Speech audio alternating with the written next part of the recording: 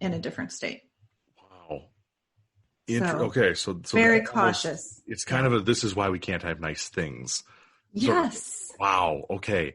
Well, and I don't want to say that kind of kills the other two questions. Like I had 3 or 4 questions based around this, but if most companies are being advised by their legal counsel to, don't do it, not do this, I guess that then asking if there's a good and polite way to be more forceful in your desire for feedback with HR just isn't a thing, because they're not going to give it to you anyway. Right. So your best thing to do is hire a career coach. Okay. Like me. And then little plug. That's good. I do mock interviews with people, because people get so nervous when they're interviewing. And I have to tell you, when I would interview people, that would just be so hard for me, because I'm like, don't be so nervous. It's okay. And then I would always have people at the end of the interview, they're like, I told you things I have never told anybody before. But part of that is because I try to get them comfortable, so right.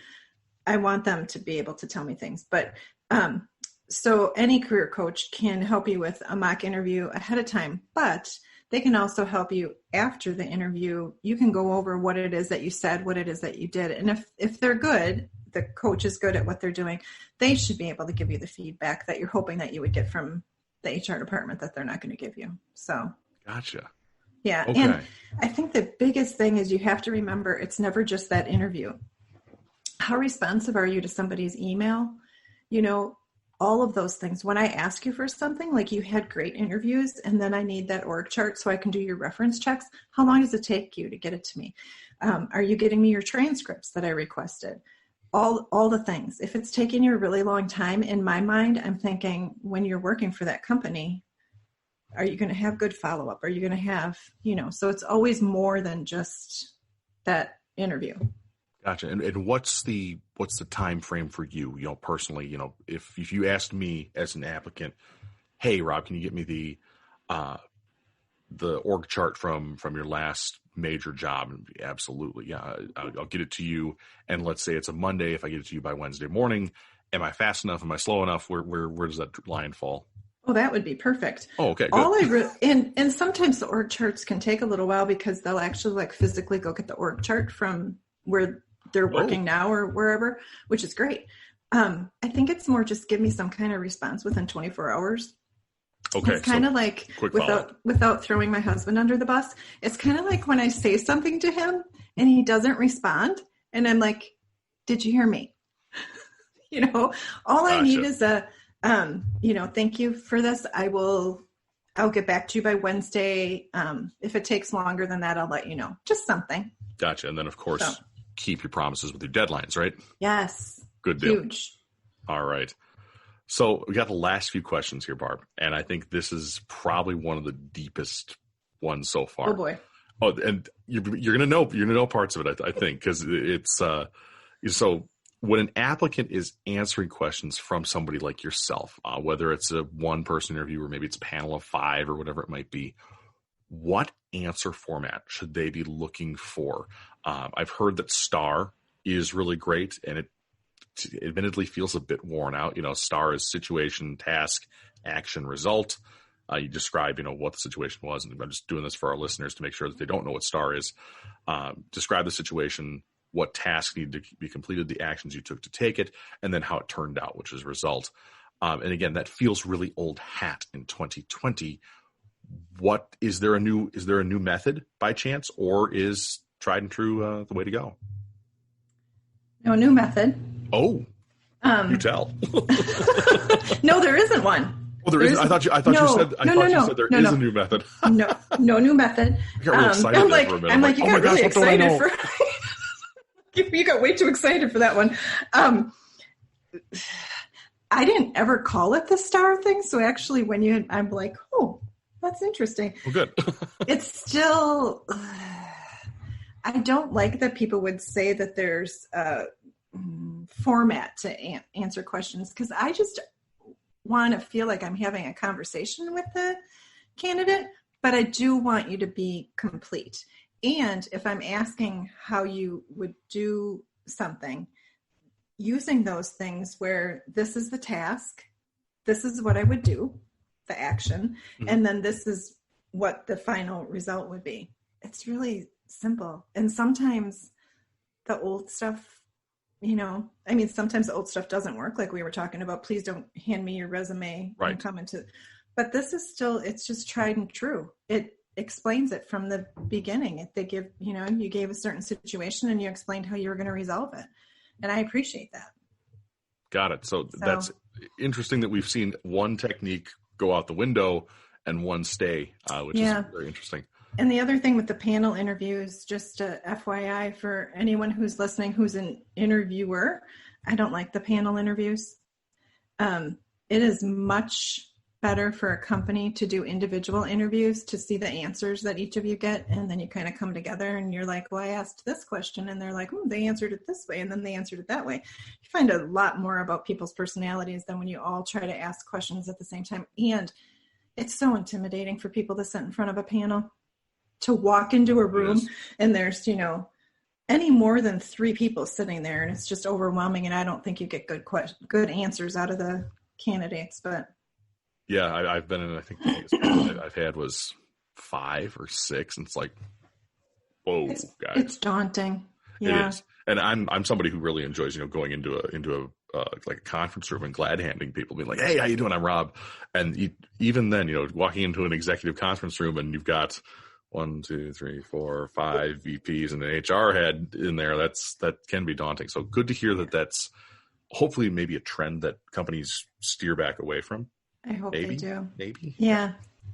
All right. But Barb, it's time to kind of bring it down to the last one here.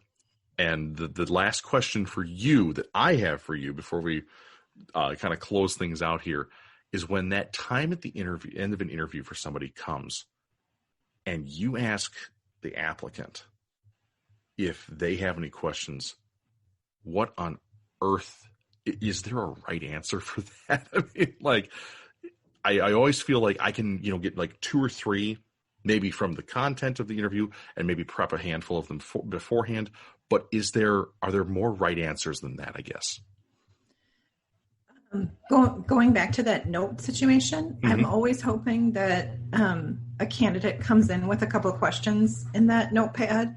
And then when it is the end, and I ask them if they have any questions, they should go look at the questions that they had and be like, and then be like, I had this, and this, but you answered that. Because a lot of times the questions that you thought of ahead of time, somehow they get answered. I've had that happen a lot. Like, God, I don't have. And I think that if you can state that, you even thought about that, ahead of time, it just looks like you put some time and effort in ahead of time, which is good. It's like doing your homework, and you get an A from the teacher.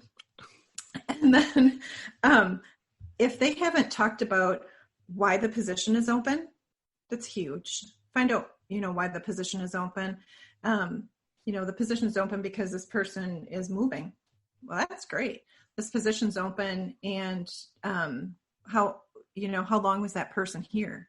They were only here a year. How long was the person here prior to that? Oh, they were here 20 years. Well, then you're like, okay, then it's the person. But if you get the consistency that every year this is, turning over, might not be a good job. That's the biggest thing I always tell the candidates when I'm talking to them. I'm like, you have to remember you're interviewing us as much as we're interviewing you. So do you want to work for this company? You really have to, unless you're desperate and you just really need a paycheck and you're just going to do it for as long as you can and fill something else. But if it's really where you think you want to be, make sure it's the right fit. So don't just be, thinking about, I hope they like me. Do you like us? Do you like this company? And benefits. Make sure you know what kind of benefits they have, because you can weigh against the salary a little bit. When are the benefits going to start?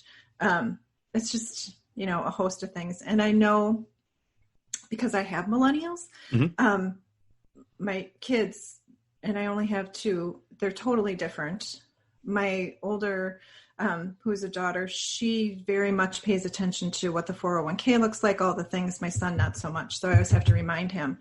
And, it's just something you have to really look at, especially because we're not sure what's going to happen with retirement, Social Security, etc. Right? Yeah. Make sure you've got something. To retire.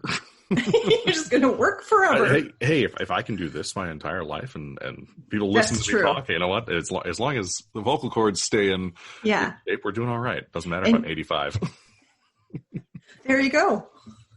So yeah, I do want people to ask questions. Try not to ask something that we've already talked about, because then I feel like you weren't listening, but if that happens, I'd give you a pass for one. Sure. But yeah, always have some questions. And that's from the research that you've done ahead of time, from looking through the job description, being on the company website, a host of things. So. Got it. Okay. So from what you're saying with the, I'm trying to think what the kind of summation I wanted to make here was, the time at the end there is accepted. Oh, I was going to talk about benefits. That's what it was. Like, we obviously know don't ask salary on the first interview. Like, and that's not something that an applicant can they can do, but they probably shouldn't do it. Asking about benefits is encouraged, is what I'm hearing. And salary too. And to be honest, during the initial phone interview, I always ask people what they're looking for salary. Okay. Because if we're way off, I'm not going to spend your time. If you're hoping that you're going to start a position at 80 and the budgeted is 60 and there's no way we can get to 80, and why would I interview you and bring you in and waste your time, essentially, and my time, know? So I'm kind of an upfront salary person. It's just who I am. And I think at the end of the conversation, you can say at the end of the interview, I'm hoping to make, 50,000. Does that seem like that would work? There's no problem with that. Okay. Interesting, because you are bringing it up. You're not asking them what are you paying for this? You're saying, this is what I'm looking for. Correct. Yeah. Is that going to work? Are you going to, is this position going to be able to pay that? So, because you do have to understand, companies do have budgets for all of their positions. Of course. The person that's leaving the position, unless it's a brand new position, the person that's leaving was getting a salary. So generally you're going to come in at what they left at, so yeah. Or below it, maybe. Correct. Yeah. Isn't that always interesting? Yeah, it's always fun. Replace an older, better worker with a cheaper, younger, yet less effective, perhaps. Who knows? But that's always interesting. Crummy. Yeah. Either way. Well, Barb, that was really a great, I think, closing there to say that, yes, you can almost tell, like the salary, and it's good to ask about benefits. Mm-hmm. So thank you so much for taking us down a great set of actionable strategies. I mean, there's a lot that I think everybody who's listening can pull out of this and turn into a set of actions for their next interview. So now we come to the time of the show where we're just before the end here, but you get to kind of turn this place on its head for a moment, and we switch roles a bit. So I'm going to ask you, what did I miss? What did I miss asking today that a job seeker in this market should really be doing to improve their chances of getting an interview or getting through to the next steps, finally up to being hired?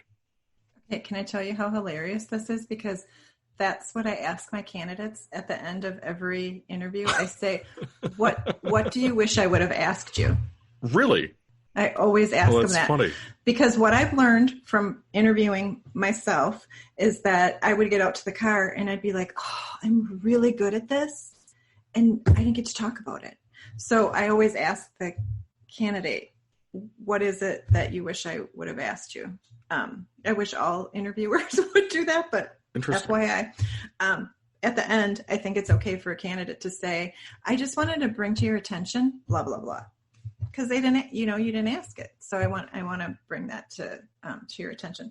So, gosh, what is it that I think we covered? You did a great job. Good. Yay. Yeah.